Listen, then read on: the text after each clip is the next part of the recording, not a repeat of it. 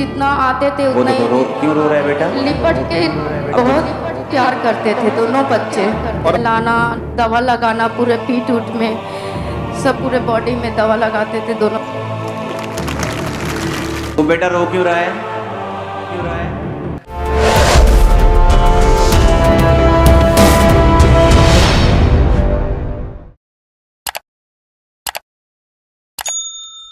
अपने हाथों को उठाकर परमेश्वर, आज मैं अपने कानों को खोलता हूं।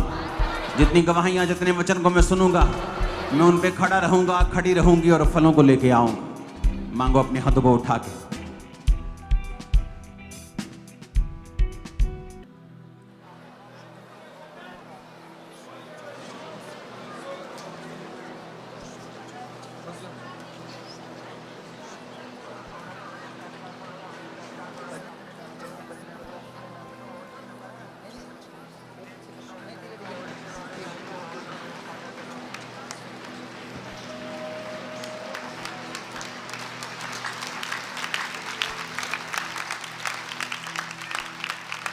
प्रभु यीशु मसीह के सामर्थी नाम में हम मांगते हैं। एक बार जितनी हाथों में आपके ताकत है, खुदाबंद के नाम की तारीफ करो।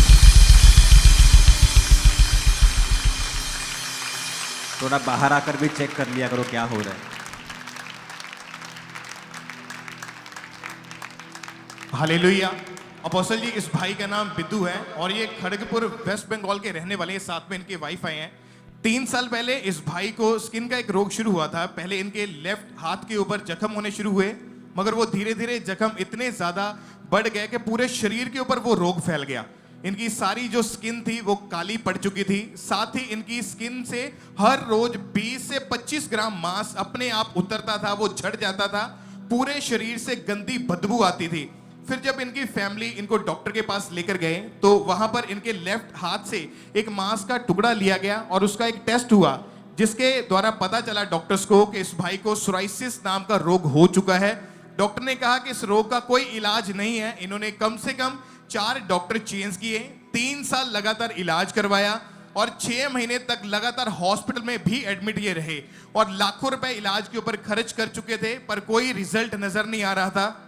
और ये भाई बिल्डिंग कंस्ट्रक्शन की जो जॉब करते थे, वो जॉब भी इनकी छूट गई और सारा दिन ये भाई घर में बेड के ऊपर ही पड़े रहते थे। इनके घर से इतनी गंदी बदबू आती थी, कोई भी इनके घर के अंदर नहीं आता था। लोग कहते थे कि इनको छूत का रोग हो गया है और इसीलिए कोई भी इनके पास नहीं आता जाता था। ऐसी बातों को जब इनको सुनने को मिली तो ये भाई बहुत ज्यादा डिप्रेशन में जा चुके थे। सारी रात सोते नहीं थे और इतना डिप्रेस रहने लगे कि अपने आप को मारने तक की कोशिश करी।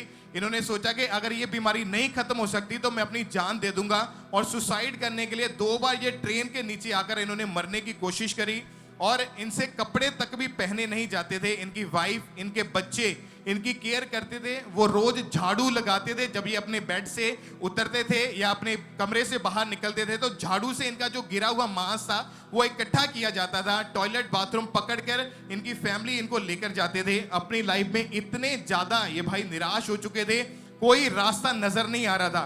किसी ने इनको बताया। ये तो तुम फोटो साइड में दिखा रहे हो, मुझे नजर नहीं आ रही इतनी नजदीक से, लोगों को कैसे नजर आएंगे? उन्हें जूम में रखो, 3 दिखाने की जरूरत नहीं, थोड़ा जूम करो उनको ताकि समझ आए कि रोग क्या था। हाँ, इसे और जूम करो, और जूम करो। हाँ, और अपोस्टल जी, रोग इतना ज्यादा बढ़ चुका था कि आप अपना नाम बताएं, कहां से आए हैं आप? मैं और मेरा भी नाम बिदू मुर्मू, वेस्ट बंगाल से खड़गपुर ब्रांच से मैं आया। ये कैसे शुरुआत हुई थी इस रोग की? ये शुरू हुआ था, मैं जो काम करने गया था वो लेफ्ट हैंड में थोड़ा वो घाव का दाग निकल गया, उससे धीरे धीरे पूरा सारा शरीर में बढ़ गया। जब बढ़ गया तो क्या क्या होता था आपको? जब बढ़ गया मैं हॉस्पिटल में गया था। हॉस्पिटल में 6 महीना उधर था, दवाई दिया था, तो भी कुछ नहीं हुआ। वो बीमारी ठीक नहीं होता था? ठीक नहीं हुआ और वो बढ़ता जा रहा था स्किन के ऊपर? पूरा सारा शरीर में बढ़ गया। और कपड़े नहीं डालते थे? कपड़ा नहीं डालता है। और फिर कहाँ रहते थे? घर पे सारा दिन? घर पे। काम पे नहीं जाते थे? नहीं नहीं। क्यों? तो कैसे जाएगा, पूरा सारा शरीर में पूरा चमड़ा निकल रहा था, इसलिए हम घर पे सारा। ये आपके कौन हैं? मेरा वाइफ है। वाइफ को फोन दो आप सफाई करते थे रोज? हाँ जी। कितना मांस निकलता था रोज? बदबू आती थी, स्मेल आती थी, हाँ हाँ और मांस निकलता था छोटा छोटा टुकड़ा में। छोटा छोटा जी। आप सफाई करते थे रोज? हाँ जी। आपने लिखा कि आपको डिप्रेशन हो गया था। लोग क्या बोलते थे आपके बारे में? लोग बोलता है वो जो छुआती रोग है वो उसको पास नहीं जाना। छुआ छाती का रोग हो गया है। हाँ, इसीलिए कोई भी मेरा घर पे कोई भी नहीं आता है। रिश्तेदार भी नहीं आते थे? कोई भी नहीं आता है। छोड़ दिया था सबने? सबको छोड़ दिया था। और आपने लिखा कि आप सोचते थे कि मैं ट्रेन के नीचे सुसाइड कर लूंगा। और तो जब नहीं क्लियर नहीं हो रहा मैं क्या करेगा। मेरा बीवी भी कितना मेरा ऊपर से परेशान किया, इसलिए मैं दो बार गया सुसाइड करने लिए। ओ, घर से निकल गए थे तुम? दो बार। दो बार? 2 बार। बच्चे हैं आपके? मेरा बच्ची है, वो भी आ गया इधर है। तो वो बच्चे क्या सोचते थे कि आप पापा को क्या हो गया है? वो भी मेरे एनी टाइम मेरे को भी देखभाल करता है। वो जब मैं घर से चला गया वो भी परेशान हो गया था, किधर चला गया किधर नहीं। मेरा बच्ची भी। जब हस्बैंड वाइफ अच्छे भले होते हैं ना तो रिश्तेदार आते लड़ाई करवाने के लिए, लेकिन जब बीमारियां हो जाती हैं फिर रिश्तेदार नहीं आते, फिर वाइफ ही होती है साथ। आपकी वाइफ, आपका हस्बैंड आपका सबसे बड़ा कंपेनियन और हेल्पर है परमेश्वर के पास। मैं आपको बता रहा हूं। और आपको आपके मांस का टुकड़ा लेकर आपको चेक किया गया था, फिर आपको बताया गया कि ये सोराइसिस रोग है, ये ठीक नहीं होगा। हाँ, बोला डॉक्टर ठीक नहीं होगा। तो फिर उसके बाद जब सब कुछ हो गया तो आपको कैसे चर्च के बारे में मालूम हुआ, कैसे समझ आया, कैसे आप चर्च में परमेश्वर के पास पहुंचे? मेरा बहन था, वही मेरे को बोला जो आप चलिए खड़गपुर ब्रांच से, पापा का बच्चा वो खुदा सोनेगा तब आप ठीक हो जाएगा। मैं गया उधर खड़गपुर ब्रांच से, मैं पापा का बच्चन गवाही सुना और मैं भी पूरा मैं आज जब आपने प्रभु का वचन सुना, अब उस समय प्रार्थना जब हो रही थी, क्या लिखा है इनके टेस्टमेंट में? पढ़ना जरा। अपोस्टल जी, जब ये खड़गपुर ब्रांच में बैठे थे और आपने स्पेशल यहाँ से प्रेयर करी थी कि जो लोग इमरजेंसी सेक्शन में बैठे स्किन के रोगी वो आजाद हो रहे हैं, और उसी टाइम जैसे ही इन्होंने प्रेयर को सुना तो इनकी बॉडी में एकदम से गर्माहट भर गई, इनकी पूरी बॉडी में से पसीना निकलना शुरू हो गया था। और जैसे ही उसके बाद ये घर वापस गए तो इनको महसूस हुआ कि इनकी बॉडी से कोई चीज निकली है, और इनकी जब रिकवरी स्टार्ट हुई तो कुछ ही दिनों के अंदर इन्होंने चेक किया, वो सारा सोराइसिस का रोग वो जड़ से खत्म हो चुका है, उसका कोई निशान। रुको, वो जो तुझे टेस्टिमनी रेडी है वीडियो, जी अपोस्टल जी, वो वाली दिखाना, वो भी टेस्टिमनी हम देखेंगे। ये हमारे पास टेस्टिमनी है कि इमरजेंसी सेक्शन में इन पे प्रेयर हुई, और वो टेस्टिमनी हमारे पास, एक वो भी टेस्टिमनी को हम दोबारा देखेंगे ताकि हमें समझ आए कि आप चर्च में जहां भी बैठे हैं, चाहे आप ले हैंड में हैं, चाहे आप इमरजेंसी सेक्शन में हैं, चाहे आप पीछे बैठे हैं, चाहे आप ब्रांच में बैठे हैं, परमेश्वर सेम है। ओके, एक वो हम वीडियो को देखेंगे जल्दी से। उस वीडियो को हम स्क्रीन पे चलाएंगे। मैंने एकदम से शायद बोल दिया तो उसे टाइम लग सकता है, लेकिन वो वीडियो को हम जल्दी से देखेंगे। तो आपको कई बार इन टेस्टिमनी से बड़ी चीजें सीखने को मिलती हैं। सिर्फ यही सीखने को नहीं मिलता कि परमेश्वर ने हील किया। जब भी आप इन लोगों को देखते हैं, जब ज्यादा बीमार होते, कौन संभाल रहा होता है इनको? इनके परिवार वाले संभाल रहे होते हैं। कभी किसी ने नहीं कहा कि मेरा रिश्तेदार आया और उसने मुझे संभाला। बहुत कम होते हैं, वो भी जो मसीह में होंगे या बहुत अच्छे होंगे। लेकिन आज कोई रिश्तेदार बोले, आप अपनी वाइफ से लड़ने के लिए तैयार हो जाते हैं। आप कोई आपको सिखाए, आप अपने हस्बैंड से लड़ने के लिए तैयार हो जाते हैं, और ये शैतानी है। इसलिए वचन में लिखा है, मनुष्य अपने माता और पिता से अलग रहेगा और अपनी पत्नी से, पति से मिला रहेगा। अगर पत्नी है तो पति से मिली रहेगी, पति है तो पत्नी से मिला रहेगा। इसलिए बाइबल में लिखा है, आप अपने माता पिता की इज्जत करें, आप अपने माता पिता को सपोर्ट करें, लेकिन जब आपकी शादी हो जाती है, आपको ये समझ रखनी है कि आप और आपकी वाइफ अब एक हैं, दो नहीं हैं। हालेलुया। और जब आप इन बातों को समझ जाते हैं, फिर ये प्रैक्टिकली चीजें आपको बताती हैं। कि वही आपकी, आपका परिवार आपकी स्ट्रेंथ है, उसे खत्म ना करें, शैतान को उसे खत्म करने ना दें, लोगों को उसे खत्म करने ना दें। तारीफ करो जोर से खुदाबंद। इस टेस्टिमनी को हम आधी सुनी है, आधी हम बाद में सुनेंगे, वीडियो देखेंगे पहले। आपने चेक करवाया तो पहले जब मैं खाना खाने बैठी पापा के घर में, अचानक मैं चावल जब मिक्स कर रही थी हाथ से, बस मेरा नेल निकल गया और बेसिन में जैसे हाथ धुलने गई तो नेल निकल गया। तो जब बहुत ज़्यादा जलन हो रही थी तो रोने लगी, तो पापा बोले क्या हुआ, सब ठीक हो जाएगा, चिंता मत करो। तो पापा लोग तो मसीह परिवार में थे, फिलहाल तो हम जहाँ पे मेरा शादी पापा लोग करा है उन लोग मसीह परिवार में नहीं है। फिर भी पापा बहन लोग बोलती थी, छोटी बहन मसीह पर, तो बोलती थी परमेश्वर को मानोगी तो सब ठीक हो जाएगा। फिलहाल मेरी बहन, मेरी बेटी वहीं रहती थी, छोटी बेटी। ओके, तो इस फोटो को हम जूम करेंगे। आपका रोग आपने चेक करवाया तो क्या था ये मेडिकल भाषा में? डॉक्टर ने आगे कहा सोराइसिस है। तो और इसका इलाज क्या है? इसका इलाज डॉक्टर ने कहा कि ये सारा ज़िंदगी ऐसी रहेगा, और ये भी बताया कि आप काफ़ी टेस्ट करवाओ, तो किडनी टेस्ट करवाएं और शुगर टेस्ट करवाएं, और यहाँ तक और क्या लिखा है इसमें?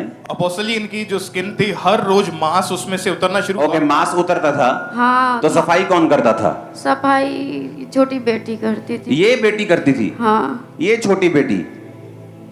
अपोस्टल जी, जब पहले इनका एक नाखून उतरा, धीरे धीरे उस चमड़ी के रोग के कारण इनके सारे नाखून जो थे वो उतरने शुरू हो चुके थे, और इनके बच्चे मुट्ठियां भर भर के बेड से इनका मांस जो था वो इकट्ठा करते थे। डॉक्टर ने बताया कि जब ब्लड टेस्ट हुए उन्होंने बताया सोराइसिस नाम का रोग हो गया, इसका कोई इलाज नहीं है, मेडिसिन खाओ, लेकिन कोई हल इनको कुछ नहीं मिलता था। डे बाय डे ये रोग इतना बढ़ गया था कि इनको अलग रूम में आइसोलेट कर दिया गया था।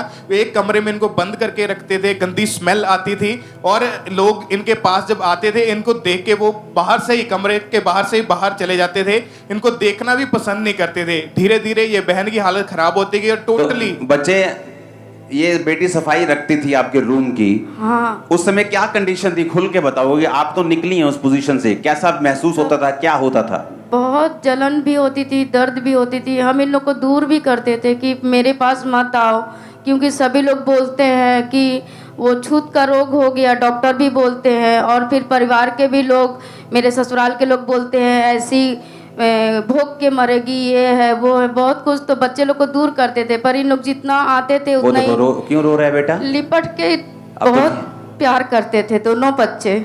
और अपोस्टल जी, इनकी छोटी बेटी इनको डायपर लगाती थी, डायपर चेंज भी करती थी। ओके, डायपर भी लग गए थे आपको? जी, जितना वो सफाई करना, डायपर चेंज करना सब, और ये बेटा कपड़ा धुलना, नहलाना, दवा लगाना, पूरे पीठ उठ में सब, पूरे बॉडी में दवा लगाते थे दोनों बच्चे। बेटा डायपर तू चेंज करती थी मम्मा के? यस पापा जी। वाओ। तो बेटा रो क्यों रहा है? क्या बोलते थे तेरे दोस्त लोग, क्या बोलते थे? मम्मी को पता था मम्मी बीमार है? नहीं। उसके दोस्त को पता था बेटा? तेरे दोस्त को मालूम था?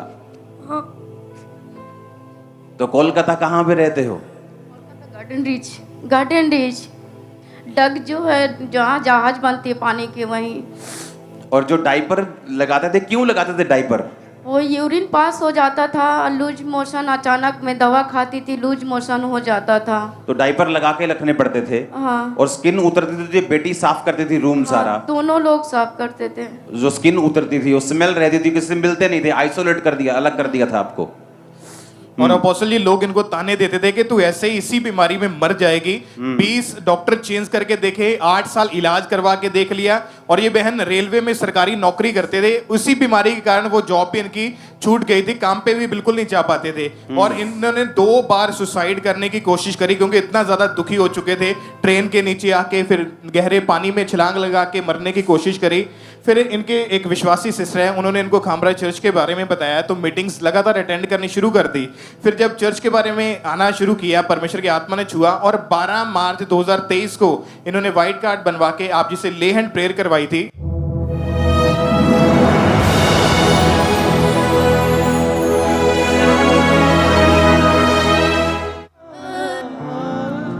कैसे करूं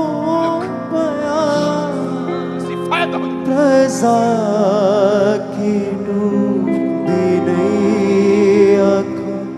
किनारे Holy Ghost fire! लगा दिया मुझको मोह दीन सार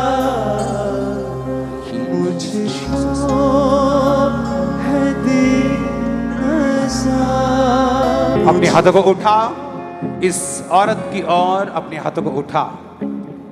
टेस्टिमनी बाद में देते हैं। ये केस अटेंशन मांग रहा है।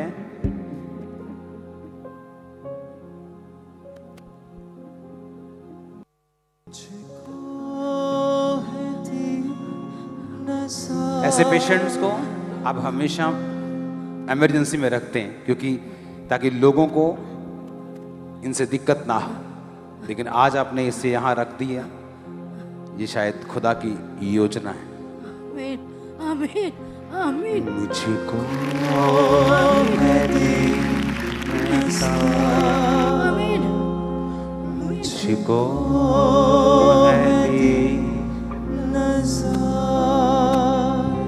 रब से मिला दिया मेरे गुनाह का Be healed in Jesus' name. यीशु उठा लिया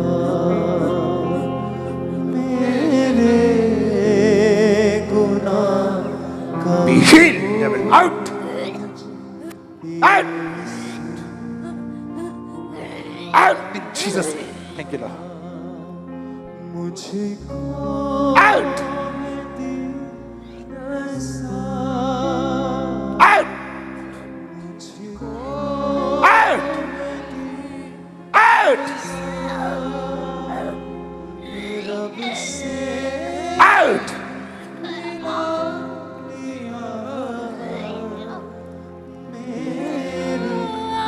मत तेरी मसीहा कैसे करूं बयां।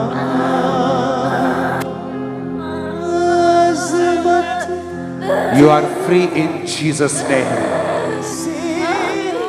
क्या हुआ आप खुद बताओ प्रेयर के बाद?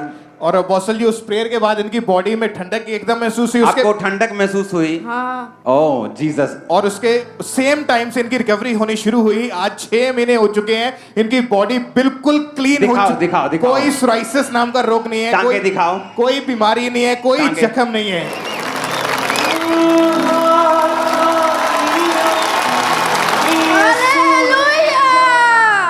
जिंदगी ने मारी पलटी तब खुशियां भरी मेरी झोली में टूटे बंधन। बेटा तू बता कुछ, अभी क्या मम्मी अब हील है तो सब खुश रहते हैं अभी?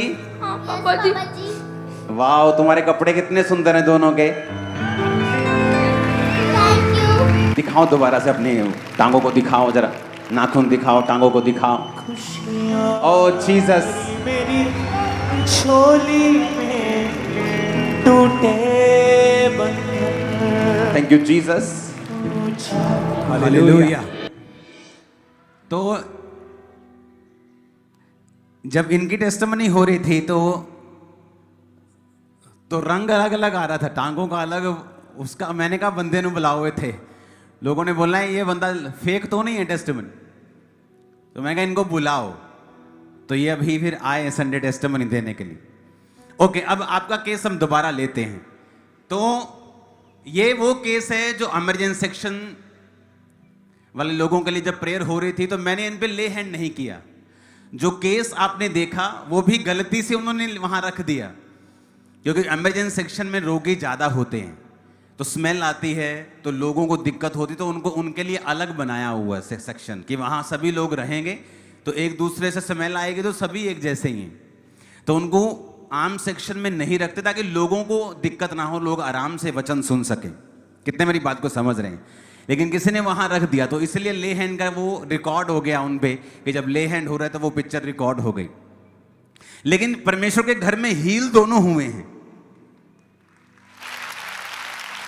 वो आपका आपके सामने प्रूफ है। तो इनकी जो हम पुरानी देखेंगे टांगों को, पुरानी टांगों को देखेंगे इनकी, कि जब इनको रोग था तो वो कैसे थी। ओके, एक ही पिक्चर है हमारे पास। कौन है अंदर? प्लीज इसको थोड़ा हिलाओ, थोड़ा समझाओ। हाँ, अलग अलग पिक्चर्स दिखाओ।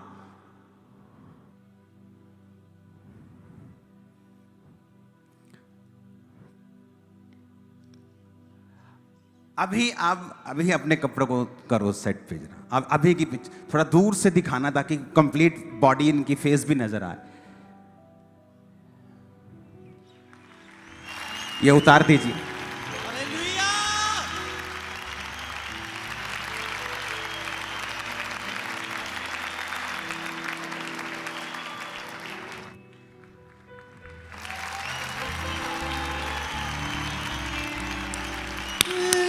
सच हुंदी न बयां कुदरत ओदे और ये तारीफ जितनी करोगे ना खुदाबंद के नाम की, सचाए ओ मेरा निगहबान।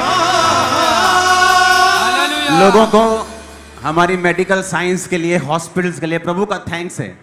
बहुत लोगों की वो जान बचाते हैं, लेकिन जब उनके हाथों से भी केस निकल जाते हैं तो कौन बचाएगा? जब वो भी ये कह देते कि सोराइसिस है, कैंसर है, फलाना है, ठिमकाना है, इसकी कोई दवाई नहीं है, आप बस खाते रहो और जीते रहो और मरते रहो। जब कोई बोलता है ना मैं ट्रेन के नीचे आने चला था, तो मुझे अपनी याद भी आती है, क्योंकि मैं भी उसी तरह से सुसाइड करने के लिए चाहता था। और आपको ये समझ होना चाहिए कि परमेश्वर के घर में होप है, आशा है, आप सेम नहीं रहेंगे। आमीन खड़कने वाला चाहिए जरा।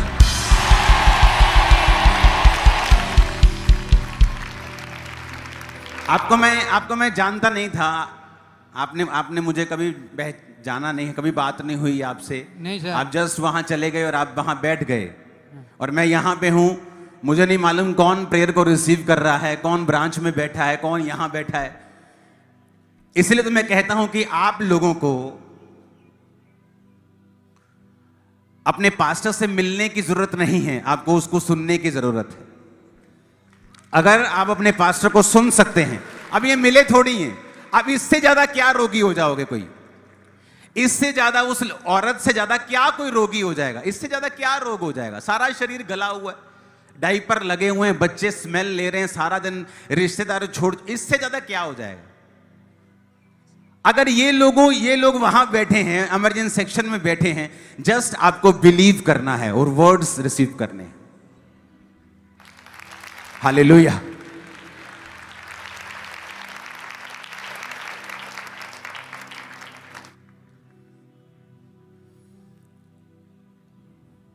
इससे ज्यादा कुछ नहीं होने वाला। और ये बैठे हैं उधर, औरत बैठी है उधर, ले हैंड रिसीव कर रहा है, कोई प्रेयर रिसीव कर रहा है, और परमेश्वर उन्हें हील कर रहा है। अपने हाथों को उठा। एक और टेस्टिमनी को हम सुनेंगे थोड़ा जल्दी से। ओके, आप कपड़े डाल लीजिए, खुदावंद आपको ब्लेस करे। अपोस्टल जी, ये बहन का नाम विनीता सिंह राव है और ये यूपी कानपुर से आए हैं स्पेशली अपनी गवाही देने के लिए। और इनका कहना है कि इनकी शादी फरवरी 2013 में हुई और कहते हैं मैरिज के बाद पीरियड भी रेगुलर हो गए और कभी पीरियड आते हल्का दाग लगता था और 5 साल तक कहते हैं कि मेडिसिन खाई बेबी होने के लिए, लेकिन कहते हैं एक भी बार 5 साल में प्रेगनेंसी कंसीव नहीं कर पाए थे। उसके बाद कहते 2018 में कहते जब पहली बार प्रेग्नेंट हुए तो तीसरे महीने में कहते इन्हें सपना आया और दुष्ट आत्मा ने सपने में अटैक किया इन पर कि इनके पेट से बच्चा खींच रहा है कोई जोर से। और कहते जैसे ही सुबह उठे तो कहते इनके गुप्तांग से कहते ऐसी चीजें बाहर निकलने लगी और उसके बाद लगातार ब्लीडिंग होने लगी। जब डॉक्टर के पास लेकर गए तो डॉक्टर ने बोला कि बच्चा जो है वो पेट में ही डेड हो गया है और जिसकी वजह से इनकी फर्स्ट जो है कहते मिसकैरेज हो गया। और उसके बाद 2021 में 2018 के बाद सेकंड टाइम जब प्रेग्नेंट हुए तो 7वें महीने में कहते फिर ऐसे ही दुष्ट आत्मा ने अटैक किया सपने में और यूट्रस से बच्चा अपने आप ही बाहर आ गया। और कहते जब सुबह उठे तो 7वें मंथ में अचानक से ही कहते बहुत डिलीवरी वाली जैसे कहते पेन शुरू हो गई। फटाफट हॉस्पिटल लेकर गए तो प्री मैच्योर जो डिलीवरी समय से पहले 7वें महीने में ही कर दी गई। कहते जब बेबी पैदा हुआ तो 9 दिन उसे आईसीयू में मशीन में रखा गया, बहुत क्रिटिकल कंडीशन थी और 9वें दिन बच्चे सेकंड टाइम जो बच्चा था उसकी भी डेथ हो गई थी। और थर्ड टाइम 2022 में कहते जब तीसरी बार प्रेग्नेंट हुए तो कहते 6.5 मंथ का जब प्रेगनेंसी था तो सेम ही शैतान ने इन्हें अटैक किया सपने में, और 6वें मंथ में कहते इनकी डिलीवरी हो गई। और तब भी कहते कि बेटी पैदा हुई थी, लेकिन जन्म के बाद ही कहते वो बच्ची के भी सांस नहीं आ पा रही थी और फेफड़े बच्ची के लंग्स खराब थे, और बच्ची तीसरे दिन कहते उसकी भी डेथ हो गई। और उसके बाद कहते ये बहन कहते हैं बताते हमें कि मैं पूरी तरह से कहते टूट चुकी थी और बेबी कंसीव नहीं कर पा रहे थे, मौतें हो रही थी। फिर डॉक्टर के पास गए तो यूट्रस में कहते बहुत कमजोरी हो गई थी लगातार बेबी होने की वजह से और मरने की वजह से, और स्वेलिंग हो चुकी थी, और डॉक्टर ने मेडिसिन खाने को बोला था और कई तरह के ट्रीटमेंट्स करवाने के लिए बोला था।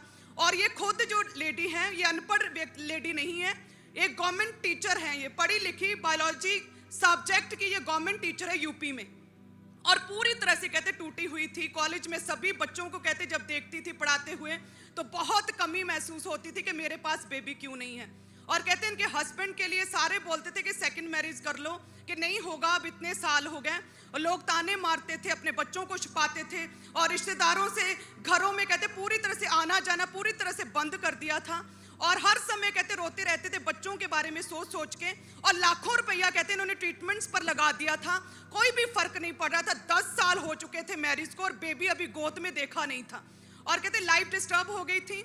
और इनकी जो ये बहन है जो गवर्नमेंट टीचर है, इनकी मदर कहते 2018 से लगातार ANM मिनिस्ट्री को फॉलो करते हैं। ये बहन विश्वास में थी लेकिन जीवित चर्च के साथ जुड़ी नहीं थी। इनकी मदर लगातार इन्हें बताते थे कि एक बार ANM मिनिस्ट्री चलो, एक बार खामबरा चर्च चलो, अटेंड करो, और ये आ नहीं रहे थे। जब पूरे डॉक्टर्स मेडिसिन हर जगह से कहते कि हाथ खड़े हो गए, तो फिर ये बहन कहते ये 25 दिसंबर 2022 को क्रिसमस पर कहते अपनी मदर के साथ ये बहन आए थे यहाँ पर कानपुर से, यूपी से। और अपोस्टल जी आपने इनके लिए प्रार्थना किया था स्पेशली कि जिनके वापस आ रही है टेस्टिमनी के साथ आप वापस आ रहे हैं, और क्रिसमस मीटिंग जस्ट आप अटेंड जो भी करने आए, खुदा आपको बेबी के साथ आज ब्लेस कर रहा है। और उस दिन ये फर्स्ट टाइम आए और आपने बेबी के लिए उस दिन आपने डिलीवरेंस की घोषणा किया, और उसके बाद कहते हैं कि इन्होंने पेट पर हाथ रखा था, कलीसिया में बैठे थे, और एकदम से पूरी बॉडी कहते हैं जैसे हीट हो गई, तप गई, पूरी गर्माहट महसूस हुई। और नेक्स्ट मंथ जनवरी के पीरियड जो थे मिस हुए, इन्हें ध्यान नहीं इन्होंने दिया। फरवरी के कहते जब जैसे ही इनके पीरियड मिस हुए तो कहते इन्होंने टेस्ट किया, और जैसे ही टेस्ट किया तो ये प्रेग्नेंट थे, और इस बार कोई अटैक नहीं हुआ, कोई सपने में अटैक नहीं हुआ। पूरे 9 महीने के बाद बच्चा पैदा हुआ, और जब बच्चा पैदा पूरी नॉर्मल पैदा हुआ, 10.5 साल बाद बच्चा पैदा हुआ 31 अक्टूबर 2023 को एक बड़ी टेस्टिमनी के साथ खुदा ने ब्लेस किया। आज यूपी से स्पेशली अपनी गवाही देने के लिए आए हैं और ऑनलाइन मीटिंग को अटेंड करते हैं।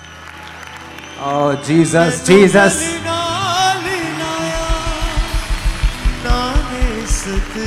आप बायोलॉजी की टीचर हैं, आप पढ़ाती हैं, आप बायोलॉजी। तो बायोलॉजी जो पढ़ाते हैं उनको बड़ा है ना मुश्किल है ऐसे कि मिरेकल्स पे बिलीव करना, जबकि उनको पता है कि शरीर में ये हार्मोन कम हो जाए तो ये नहीं होता, वो ज़्यादा हो जाए तो शुगर होता है, ये होता है, पेनक्रियास, ये। तो ऐसे लोगों को बड़ा यकीन करना मुश्किल होता है। आप जब यहाँ पे आए, आप क्रिसमस पे आए थे, आपको लगता था कि ऐसा हो जाएगा, कि आप सिर्फ मम्मी के कहने पे आए थे? नहीं, विश्वास के साथ आए थे। मम्मी ने बोला कि चलो, तो हम लोग विश्वास के साथ आए। नहीं, क्या ऐसा महसूस होता था कि ऐसे हो सकता है, क्योंकि आप खुद एक बायोलॉजी की टीचर हैं? नहीं, महसूस नहीं था कि नहीं था ना, वही मैं कह रहा हूँ, महसूस नहीं था कि पता था कि एक बड़ा डॉक्टर्स को पसीने लेके आना ज़्यादा मुश्किल होता है जब तक कि परमेश्वर उनको पूरा फंसा के पूरा अपना आप जाहिर ना करे। और देखो कितनी बार प्रेगनेंसी हुई लेकिन दिक्कतें हुई, सेम दिक्कत, लेकिन इस बार प्रेगनेंसी हुई, लेकिन ये हुई खुदा के घर से थी। आप इमेजिन करो, 25 दिसंबर को मीटिंग अटेंड की, ओके, और फरवरी जब चेक किया तो पीरियड, फरवरी मिस हुए आपके पीरियड, यस सर, फरवरी को पीरियड मिस हुए जब Yes. आप जी दिसंबर 25, तो एक वाली मीटिंग भी अटेंड करके गए थे कि 25 वाली अटेंड करके चले गए थे? 25 वाली 25 वाली अटेंड करके गए। अगला मंथ था जनवरी, उसके अगला मंथ था फरवरी आपके पीरियड मिस हुए, जी, तो मालूम हुआ कि आप प्रेग्नेंट हैं। जी। ओह जीसस,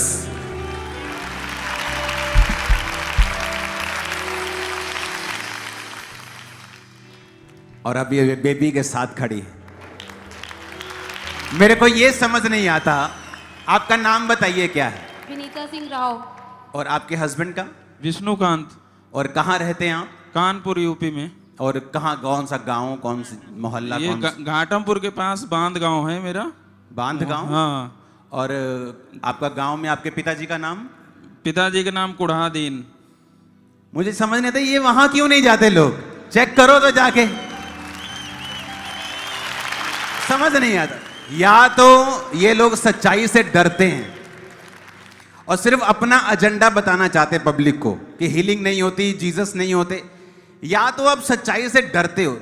एड्रेस दिए हुए हैं आपको, लोग दिए हुए हैं आपको, सब कुछ आपके पास है, पैसा आपके पास है, प्रूफ कीजिए अगर ये लालच है या कोई गेम खेली जा रही है या फेक हीलिंग है तो करिए ना एक्सपोज।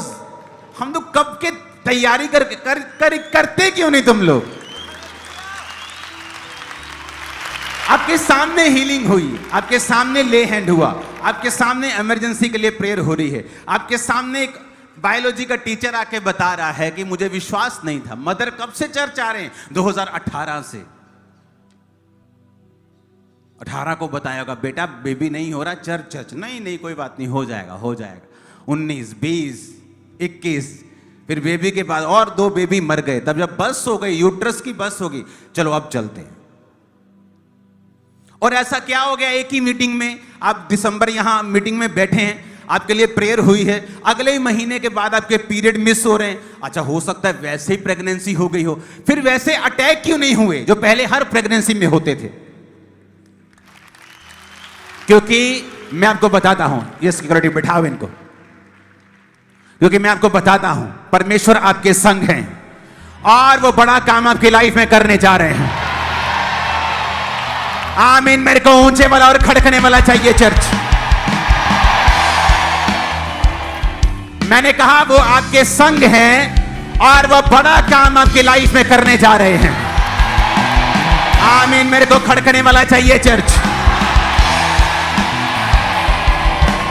इन 21 दिनों में एक खास इंस्ट्रक्शन है आपके लिए। जितनों ने भी आपके खिलाफ गुनाह किए हैं उनको माफ कर दें। ये 21 दिन खत्म कर दें, अपने मन से निकाल दें उनको, हल्के हो जाएं। क्योंकि जब आप हल्के होंगे, आप फ्री होंगे, फ्री स्पिरिट से प्रेयर करेंगे, ये 21 दिन आप अपने आप को बिल्ड करेंगे और अपने आप को बनता हुआ देखेंगे और ब्लेस होता हुआ देखेंगे। तो मैं आपको ये तरीके बता रहा हूं किस तरह से आप परमेश्वर से ले सकते हैं, किस तरह से आप परमेश्वर के हार्ट में प्रवेश कर सकते हैं, उसको प्रसन्न कर सकते हैं। बाइबल कहती है यीशु मसीह के जितना पिता को किसी ने भी इस धरती पर प्रसन्न नहीं किया है।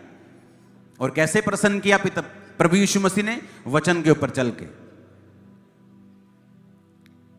12 साल की उम्र में यीशु मसीह को मालूम था कि वो खुद परमेश्वर का बेटा है, लेकिन बाइबल कहती फिर भी वो माता और पिता के वश में रहा। कितने मेरी बात को समझ रहे हैं? 12 साल की उम्र में यीशु मसीह ने कहा मुझे अपने पिता के घर में होना जरूरी है। और बड़े बड़े विद्वान, बड़े बड़े शास्त्री परमेश्वर की बातों का जवाब नहीं दे पाते थे, लेकिन फिर भी बाइबल कहती है 30 साल तक वो अपने माता और पिता के वश में रहा। जो बाप काम करते थे वही वो काम करते थे, जो माँ बनाती थी वही वो खाते थे, उसी घर में रहते थे, उसी बाथरूम को यूज करते होंगे, वही सब कुछ जो उसका परिवार करता है वही करते थे, खुदा का बेटा होने के बावजूद भी। और बाइबल कहती है उस परमेश्वर को उन्होंने प्रसन्न किया। आप जब वचन समझेंगे, वचन पे चलेंगे, आप पिता को प्रसन्न करते जाएं। जैसे जैसे आप पिता को प्रसन्न करते जाएंगे, आपकी लाइफ में उतना ही परमेश्वर का काम बढ़ता जाएगा और होता जाएगा। नेक्स्ट टेस्टिमनी को सुनेंगे। अपोस्टल जी, ये टेस्टिमनी बड़े आश्चर्य कर्म परमेश्वर ने इस बहन की लाइफ से साबित किया। ये बहन का नाम पूजा है, यूपी बनारस से ये अपनी गवाही के लिए आए। ये कहते 2012 में इनकी जब मैरिज हुई तो मैरिज के बाद कहते पीरियड्स लगातार रेगुलर रहने लगे, हल्का सा दाग लगता था और नॉर्मली पीरियड नहीं आ पा रहे थे। और बेबी के बारे में सोचा तो कहते बेबी कंसीव नहीं कर पा रहे थे। जब डॉक्टर के पास गए तो उन्होंने बताया था इन्हें कि इनके यूट्रस में एक गांठ है और जिसकी वजह से इनके बेबी कंसीव नहीं कर पा रहे। जब एक के बाद लगातार ट्रीटमेंट करवाते रहे, इसी तरह से 4-5 कहते बड़े doctors, baby child specialist doctors के पास जाते रहे। कहते एक भी बार प्रेगनेंसी कंसीव नहीं हो पा रही थी। हर बार डॉक्टर यही बोलते थे कि आपके गांठ है और वो दवाइयों से जा नहीं सकती, आपको यूट्रस रिमूव करना पड़ेगा, आपके बेबी कंसीव नहीं हो सकता। जिस जगह पर गांठ है उसी जगह पर आपने कंसीव करना, वहां पर गांठ बन चुकी है, इसलिए बच्चा ठहर नहीं सकता। और अपोस्टल जी इसी तरह से 12 साल कहते हैं एक भी बार ये बहन प्रेग्नेंट नहीं हुए थे। 12 साल हो चुके थे मैरिज को, एक भी बार प्रेगनेंसी कंसीव नहीं हुआ था। हर साल बार बार डॉक्टर बदलते जा रहे थे, लाखों रुपया खर्च कर लिया था। एक हर बार भी आप प्रेग्नेंट नहीं हुई थी? नहीं। तो दवाइयां खाई थी? खाए थे। लोग क्या बोलते थे, घर वाले क्या बोलते थे? घर वाले कुछ नहीं बोलते थे, सास ससुर बोलते थे। क्या बोलते थे? नहीं होगा, ये ऐसे रहेगी जीवन भर, खाली खाएगी और सोएगी, ये बाल बच्चा नहीं होगा कभी। क्या माँ बोलते नहीं थे? बन सिर्फ सकती। खाएगी और पिएगी? खाएगी और सोएगी। खाएगी सोएगी, बाल बच्चे बाल नहीं बच्चे देगी। नहीं पैदा करेगी। इसको किस काम के लिए है? ये तो खाली शरीर दिखाने के लिए है और कुछ काम के लिए है नहीं। तो क्या औरत सिर्फ बच्चे पैदा करने के लिए होती है? हाँ। हाँ? अच्छा, वो सास बोलती थी, चलो कोई बोले, कई बार ऐसे लोग आपको परमेश्वर के करीब कर देते हैं, इनसे नफरत नहीं करनी चाहिए, माफ कर देना चाहिए। दवाइयां खाई, डॉक्टर के पास भी गए, सब जगह हो गया। कैसे चर्च के बारे में मालूम हुआ आपको? मम्मी आती थी मेरी। आप यहाँ पर? हाँ। मैं आती थी 1 साल से बाबा जी। 1 साल से आप आते थे, आपने अपनी लड़की को बताया। हाँ, मैं भी इसका बताई। शादी कौन से सन में किया था? साल में इतना 2012 में। अच्छा, वो जो पहले वाली टेस्टिमनी थी वो 2013 वाली थी। ओके, 2012 में आपका शादी हुआ, फिर आपको चर्च में आपकी मम्मी लेके आई। जी। कब लेके आई चर्च, आप बताइए? आज कब आए थे? मैं तो आई थी 2023 में आई थी। आप कब आई थी? मैं तो आज आई हूँ। मेरे को तो 1 साल हो गया आते हुए बाबा जी। आप कब आई थी? आज मैं आई हूँ बाबा जी। पहले कब आई थी जब प्रार्थना हुई थी?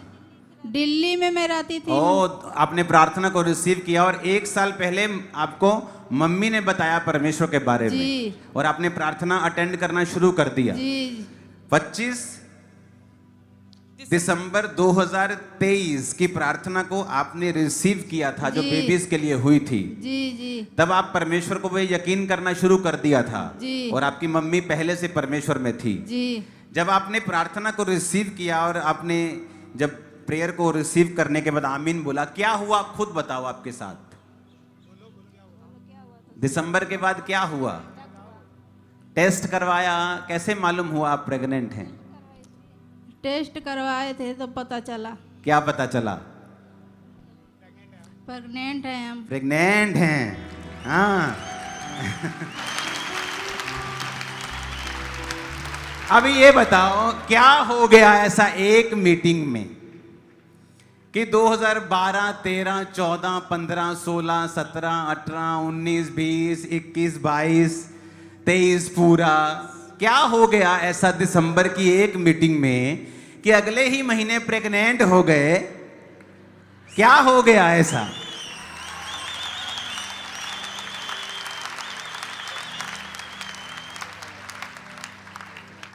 एक ही मीटिंग में कैसे गांठ गायब हो गया,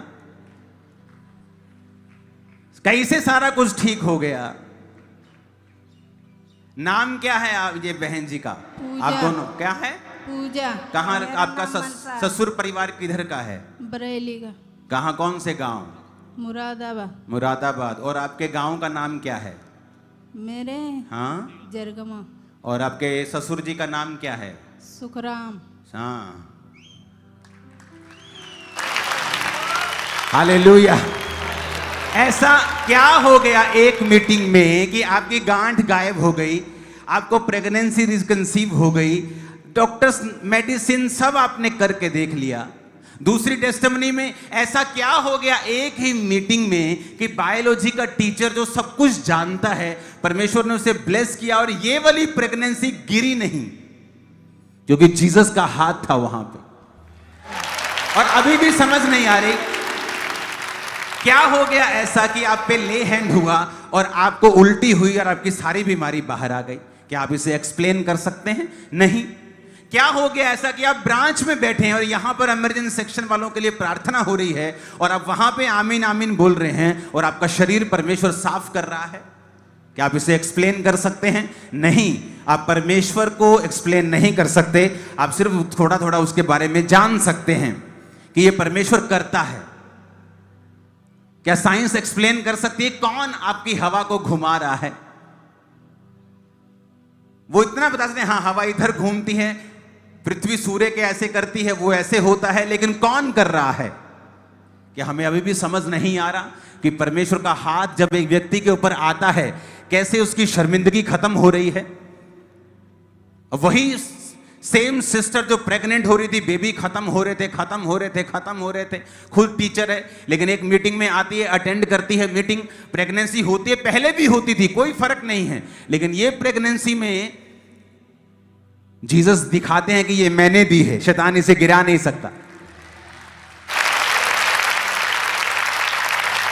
और जीसस ने कहा जा और फिर से पाप मत करना, फिर से पाप मत करना, ऐसा ना हो इससे भारी मुसीबत तेरे जीवन में आए। अपनी हाथों को उठा, बोलो थैंक यू जीसस। ऊंची आवाज में परमेश्वर से बात करो और खुदाबंद को कहो, खुदाबंद आज तुम मुझे छुएगा अपने वचन के जरिए, प्रार्थना के जरिए, और मैं चंगा होके शुद्ध होके वापिस जा रहा हूं, वापिस जा रहे हूं। मांगो ऊंची आवाज में यीशु मसीह के नाम में थैंक यू जीसस बोलते हुए।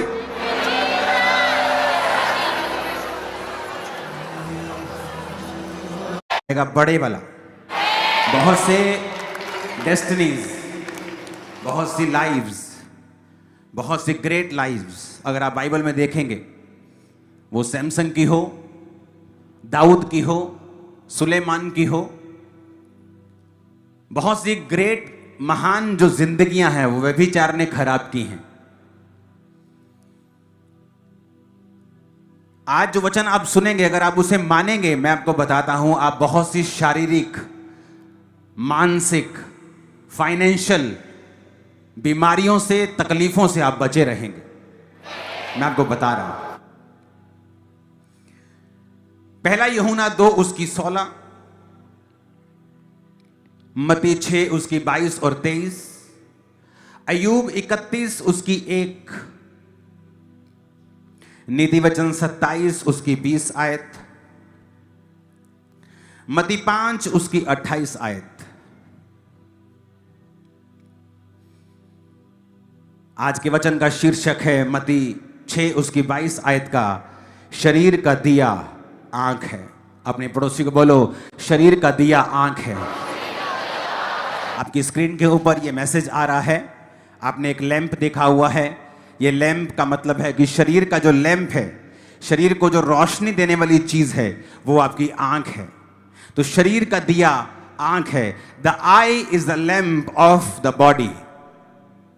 परमेश्वर ने कहा है मत्ती 6 उसकी 22 और 23 आयत में, शरीर का दिया आंख है। यदि तेरी आंख निर्मल है तो तेरा सारा शरीर भी उजियाला होगा। यदि तेरी आंख बुरी है तो तेरा सारा शरीर भी अंधियारा होगा। इस कारण वह उजियाला जो तुझ में है, यदि अंधकार हो तो वो अंधकार कैसा बड़ा होगा।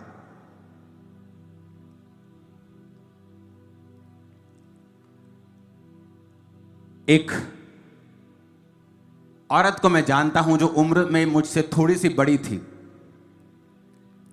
जब हम मसीह में आए तो वो भी एक लड़की थी और मैं भी एक लड़का था, तब परमेश्वर में आए। मैं आपको बताता हूं कितना सीरियस है आंखों को कंट्रोल में ना करना, वेरी सीरियस।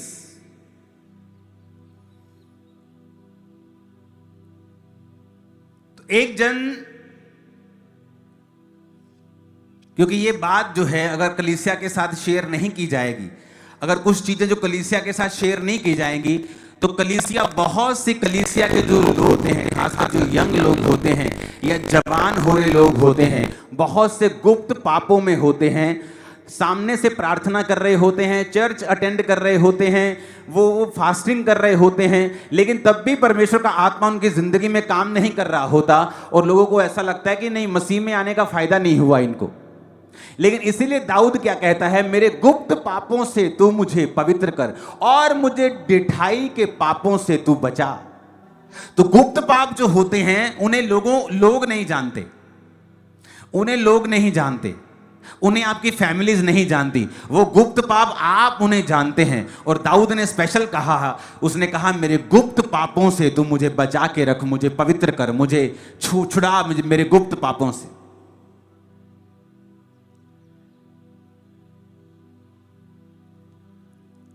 आंख आपकी लाइफ में आशीष लेके आ सकती है, आंख आपकी लाइफ में श्राप लेके आ सकती है।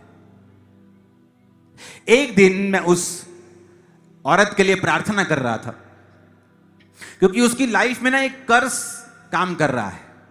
तो मैं बड़ा अंदर से कई बार जब पुराने लोगों के बारे में सोचता हूं तो मैं कई बार उनके लिए प्रार्थना करने लगता हूं कि परमेश्वर उनकी लाइफ में ये कर्ज क्यों है, अभी तक ये बीमारी क्यों है, ये चीजें उनकी लाइफ में क्यों काम कर रही हैं। तो कई बार मैं प्रार्थना करता हूं। एक दिन मैं प्रार्थना कर रहा हूं और परमेश्वर ने मुझे एक कन्फेशन याद करवाया।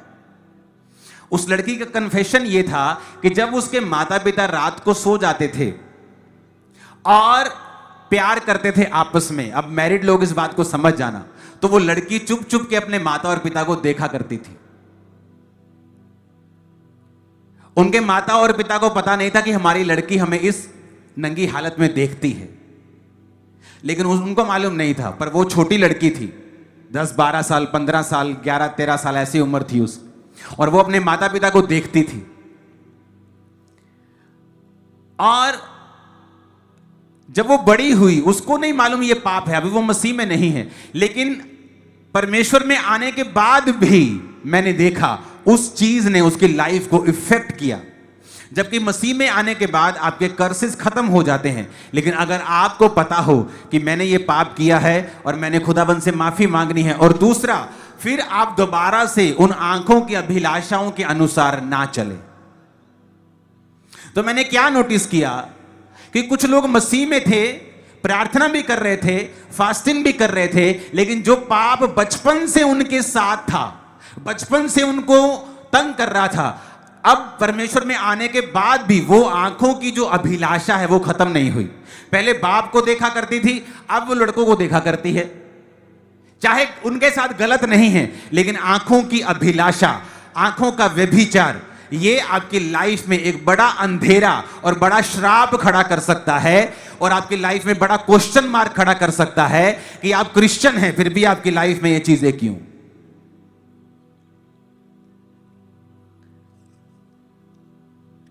नीति वचन 27 उसकी 20 में लिखा है, अधोलोक और विनाश लोक वैसे ही मनुष्य की आंखें हैं जो तृप्त नहीं होती। पहला यूहन्ना 2:16 में लिखा है, जो कुछ संसार में है अर्थात शरीर की अभिलाषा, आंखों की अभिलाषा और जीविका का घमंड, वह पिता की ओर से नहीं परंतु संसार की ओर से, शैतान की ओर से है। अगर आपकी आंख आपके काबू में नहीं है, आपका शरीर आपके काबू में नहीं हो सकता। जीसस ने कहा, यदि तेरी आंख निर्मल है, तेरा शरीर उजियाला है।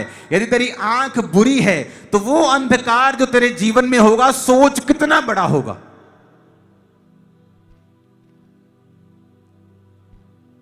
जरूरी नहीं आप व्यभिचार करें तो व्यभिचार है। यीशु मसीह ने कहा, अगर तूने किसी को कुदृष्टि से देखा, गंदी आंख से देखा और अपने मन में उसके प्रति विचार को लेके आया, तो तू व्यभिचार कर बैठा है। आज बहुत से लोगों की लाइफ में अड़चन व्यभिचार है। उनकी लाइफ में हीलिंग क्यों नहीं हो रही, अगले लेवल पे वो क्यों नहीं जा रहे, व्यभिचार के कारण। आज उनकी जिंदगी में फलाना काम क्यों नहीं हो रहा, व्यभिचार के कारण। और परमेश्वर ने क्या कहा, यदि तेरी आंख बुरी है तो शरीर भी अंधियारा होगा। अय्यूब 31 उसकी 1 आयत में लिखा, मैंने अपनी आंखों के साथ वाचा बांधी है कि मैं किसी कुंवारी पर उसे कैसे लगाऊं। अय्यूब जो महान आदमी था, हम कई बार ये नहीं देखते कि महान कैसे बना, हम कई बार सिर्फ देखते हैं महान बना, लेकिन उसके पीछे के कारण नहीं देखते। अय्यूब तो ये भी कहता है कि विधवा मेरे कारण, आनंद के कारण गाती है, क्योंकि वो विधवाओं को ब्लेस करता था। अनाथों का मैं सहायक रहा हूं, अनाथों को वो ब्लेस करता था।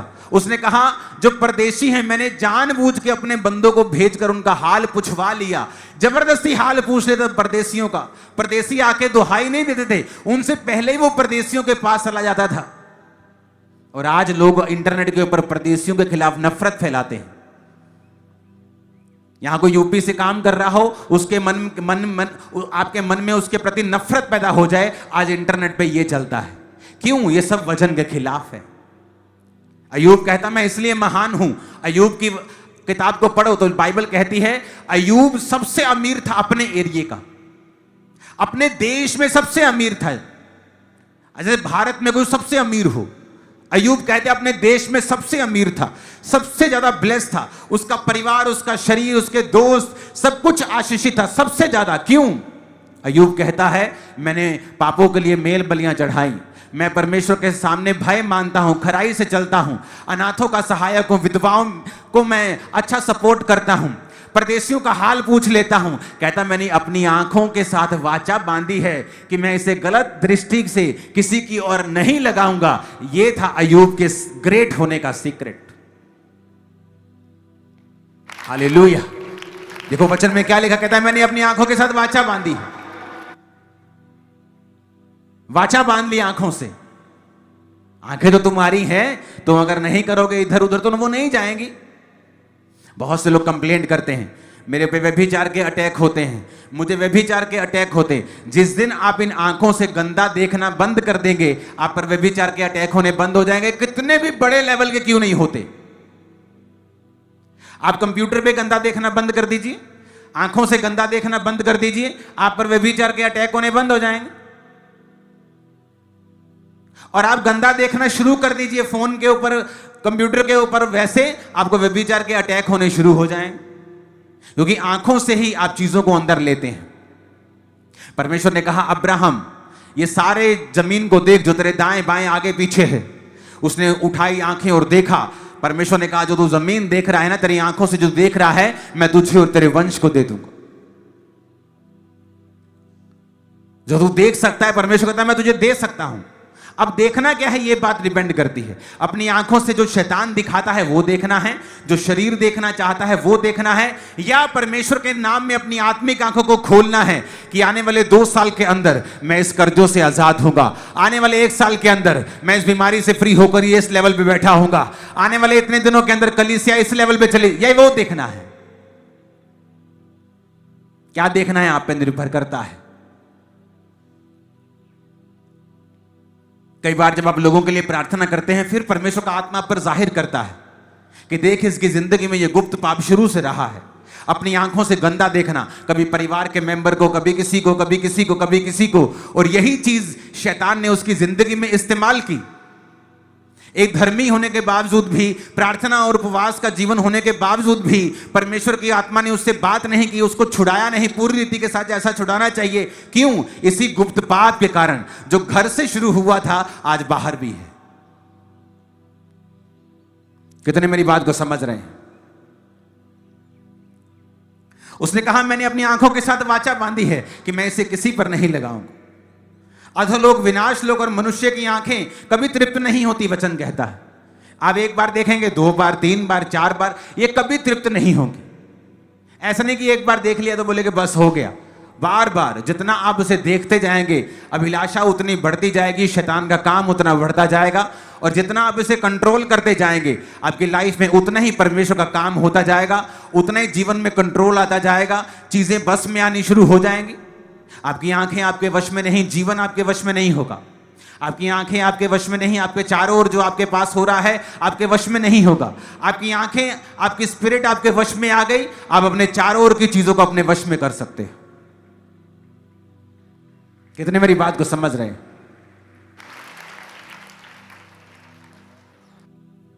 होना क्या चाहिए?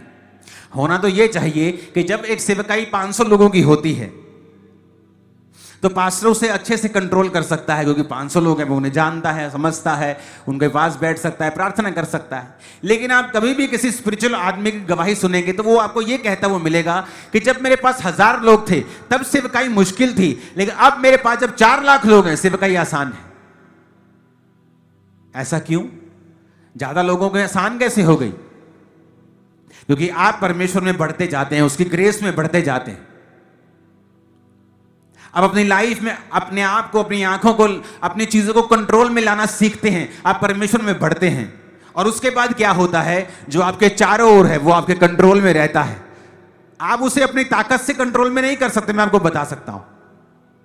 आप स्टाफ रख लीजिए, आप वैसा कंट्रोल नहीं कर सकते। लेकिन जब परमेश्वर का आत्मा आपके संग होता है और उसका अनुग्रह आपके संग होता है, आप सब कुछ वो आपके आसपास जो परमेश्वर ने आपको दिया है, आप उसे कंट्रोल भी कर सकते हैं और परमेश्वर के काम में आप ब्लेस भी हो सकते हैं। ब्लेसिंग को आता हुआ भी देख सकते हैं, अपने आप को चैनल बनता हुआ ब्लेसिंग का भी देख सकते हैं। बहुत कुछ होता है।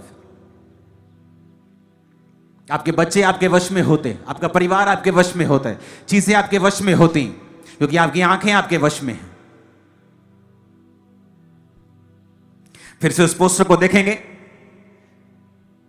अपने पड़ोसी को बोलो, शरीर का दिया आंख। ऊंची आवाज में बोलो अपने पड़ोसी से, शरीर का दिया। फिर से बोलो पड़ोसी से, शरीर का दिया। अपनी आंखें कंट्रोल में रखना है तो तेरा पूरा जीवन कंट्रोल में होगा। अगर तेरी आंख निर्मल है तो तेरा पूरा शरीर, परमेश्वर कहता है, उजाला होगा। तारीफ कर दो जोर से जितनी हाथ में ताकत है खुदा पर। आमीन। तो ये आंखें आपकी लाइफ में कर्स भी लेके आ सकती हैं और यही आंखें आपकी लाइफ में ब्लेसिंग को भी लेके आ सकती हैं। अब आपने ये डिसाइड करना है कि आप अपनी आंखों को किधर लगाना चाहते हैं। आप वो देखना चाहते हैं जो शैतान दिखाना चाहता है, इसलिए परमेश्वर को शैतान ने दिखाया यीशु मसीह को। बाइबल कहती है वो परमेश्वर को एक ऊंचे पहाड़ पे ले गया और जगत के सारे राज्य दिखाए, पैसा दिखाया, औरतें दिखाई, मशहूरियत दिखाई, सब कुछ दिखाया जो इंसान चाहता है, फेम, नेम, सब दिखाया। उसे दिखाया कि देख, क्योंकि इंसान जब देखता है तो उसकी अभिलाषा करता है। लेकिन परमेश्वर जानते थे कि वो आंखों की अभिलाषाओं के अनुसार अगर चलेंगे तो मरेंगे। इसलिए बाइबल कहती है तू शरीर के अनुसार चलेगा तो क्या होगा, तू मरेगा। तो प्रभु यीशु मसीह को मालूम था कि मुझे शरीर के अनुसार या आंखों के अनुसार नहीं चलना, मुझे आत्मा के अनुसार चलना है। हालेलुया। तो उसने सारे जगत के राज्य दिखाए और परमेश्वर को कहा तो मुझे प्रणाम कर, ये सारा कुछ तुझे दे दूंगा मैं, कोई क्रूस की मौत की जरूरत नहीं है। लेकिन बाइबल कहती प्रभु यीशु मसीह ने वचन के बीच से जवाब दिया, शैतान को डांटा कि तू केवल प्रभु परमेश्वर की उपासना कर, केवल उसी के आगे झुक, और उसको डांटा और वो भाग गया। आपका शरीर जब कंट्रोल में आ जाएगा, आंखें कंट्रोल में आ जाएंगी, आप देखेंगे श्राप टूटते जाएंगे, जीवन आसान होता जाएगा। स्पिरिचुअल लाइफ जैसे कंट्रोल में आ जाएगी, प्रार्थना की जिंदगी कंट्रोल में आ जाएगी। आप देखेंगे जो चीजें हो नहीं पा रही थी, आप फ्रस्ट्रेट हो रहे थे परिवार के लिए, किसी काम के लिए, किसी फाइनेंस के काम के लिए, वो चीजें अपने आप होनी शुरू हो जाएगी। वो चीजें जो आप करना चाहते थे, कर नहीं पा रहे थे, परमेश्वर का आत्मा उन्हें करेगा। क्योंकि इस बात की कोई एक्सप्लेनेशन आप नहीं दे सकते कैसे हो गया। बायोलॉजी का टीचर आगे कैसे हील हो गया, खुद साइंस समझाता है, खुद साइंस पढ़ाता है, खुद अपनी लाइफ में कितने अबॉर्शन को देखा, कितने बच्चों को मरते हुए देखा। लेकिन जब मसीह में आए तो कुछ ऐसा हुआ जो कोई साइंस नहीं कर पाती थी, कोई डॉक्टर नहीं कर पाता था।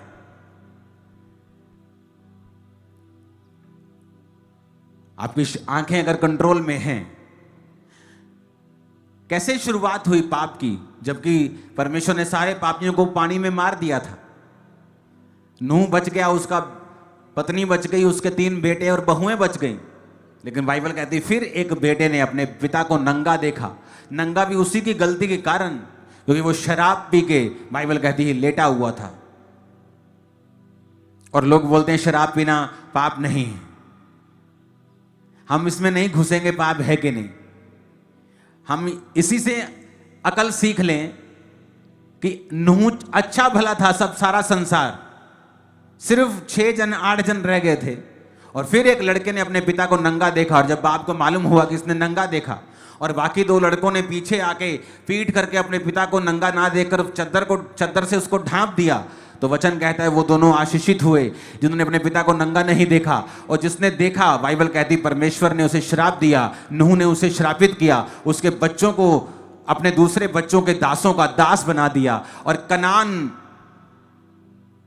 उसके बेटे का नाम था। और तभी परमेश्वर ने कहा था कि मैं कनान के सारे देश अब्राहम को दूंगा। यही रीजन था, क्योंकि कनान में वही लोग रहते थे जो उस बेटे की संतान थी जिसने अपनी आंख से पिता को नंगा देखा था।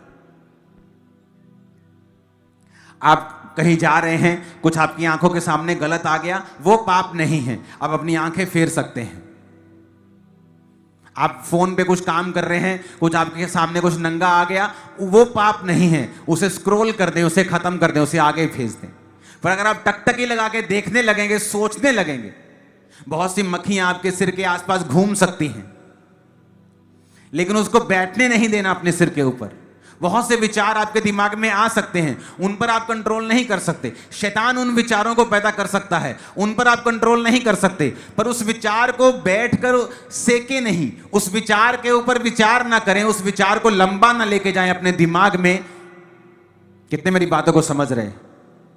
उसे कैंसिल कर दें, रिजेक्ट कर दें, कहीं और ध्यान लगा लें। अगर हम अपनी लाइफ को कंट्रोल में नहीं रखेंगे, आंखों को कंट्रोल में नहीं रखेंगे, तो परमेश्वर ने कहा है तेरा सारा शरीर भी अंधियारे में होगा। तो वो अंधियारा फिर कोई दूर नहीं कर सकता, क्योंकि वो आपकी ही मर्जी के कारण आपकी लाइफ में उसने एंटर किया है। ऊंची आवाज में हालेलुया बोलो जरा।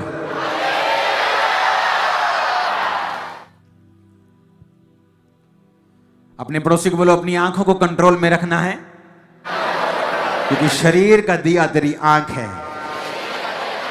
आमीन। और यीशु मसीह ने क्या कहा? उसने कहा यदि तेरी आंख बुरी हो। अब आंख बुरी कैसे हो सकती है? क्या आंख में कोई कांटा लगा हुआ है, आंखों से खून आ रहा है, या आंख खराब हो गई है, या मोतिया हो गया, इसलिए परमेश्वर कह रहा है तेरी आंख बुरी है? क्यों कह रहा है तेरी आंख बुरी है? क्योंकि तू गलत अगर देखता है, तो परमेश्वर ने कहा तो तेरा सारा शरीर भी अंधियारा होगा। कहता है यदि वो उजाला जो तुझ में है अंधकार हो जाए, तो वो अंधकार कैसा बड़ा होगा। हालेलुया। आपका जो मोबाइल है ना, आपके हाथों में, आपके जेब में, ये तो परमेश्वर का भी सबसे बड़ा टूल बन सकता है और शैतान का भी सबसे बड़ा हथियार बन सकता है। ये आपकी डेस्टिनी को, आपकी मंजिल को, आपकी बुलाहट को फीका कर सकता है, स्लो कर सकता है, लेट कर सकता है और खत्म भी कर सकता है, और आपको आगे भी लेके जा सकता है, और आपको फ्रंट रो पे लेके जा सकता है, आपको ब्लेस भी कर सकता है। लेकिन मायने ये रखता है कि आप इस मोबाइल से क्या देखते हैं और इससे क्या रिसीव कर रहे हैं, क्या ग्रहण कर रहे हैं।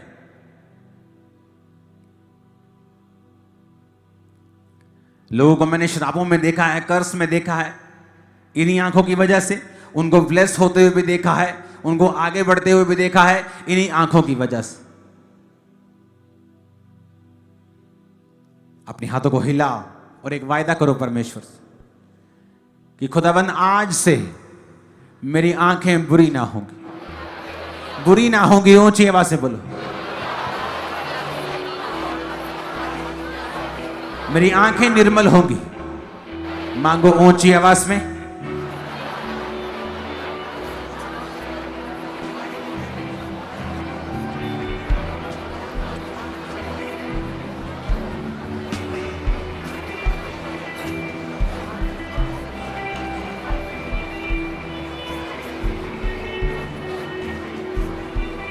सब जन खड़े हो जाओ, अपने हाथों को हिलाओ।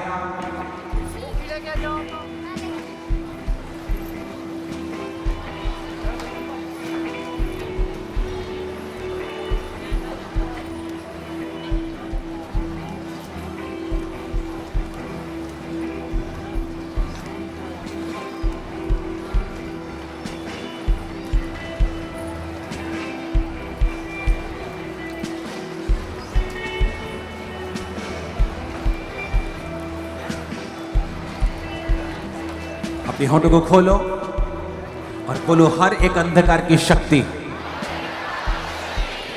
जो व्यभिचार की है, पाप की है, हर एक बंधन मेरे शरीर पर से, पाप का, शैतान का, गंदी सोचों का टूट जाए यीशु मसीह के नाम में। तोड़ो उसे परमेश्वर का नाम लेकर।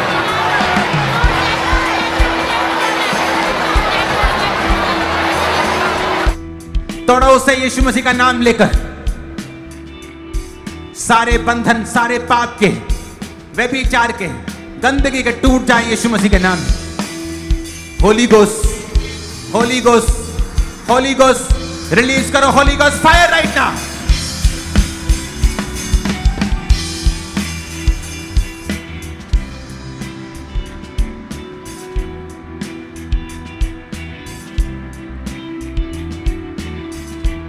खुदावंद का आत्मा को छूकर पूरी रीति इसके साथ आजाद कर रहा है।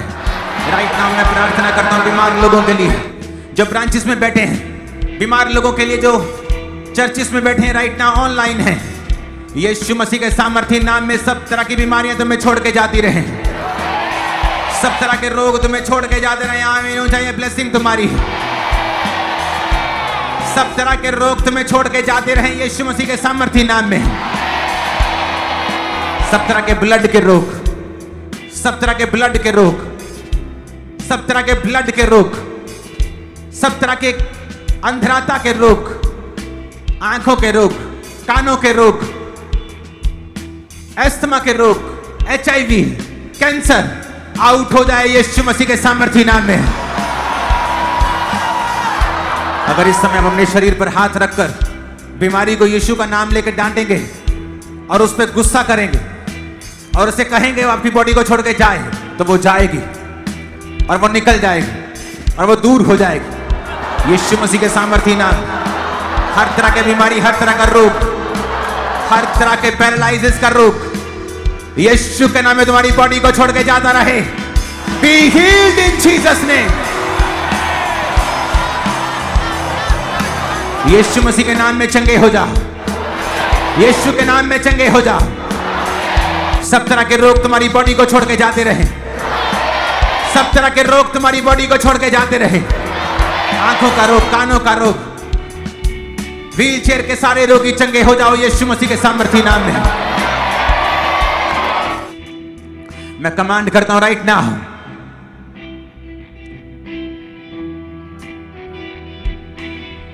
हर तरह का रोग श्रापित करता हुआ तुम्हारे शरीरों से यीशु के नाम में, श्रापित करता हुआ तुम्हारे शरीरों से यीशु के नाम में रोगों को, तुम्हारे शरीरों को बोलता हूं चंगे हो जाओ यीशु मसीह के सामर्थ्य नाम में।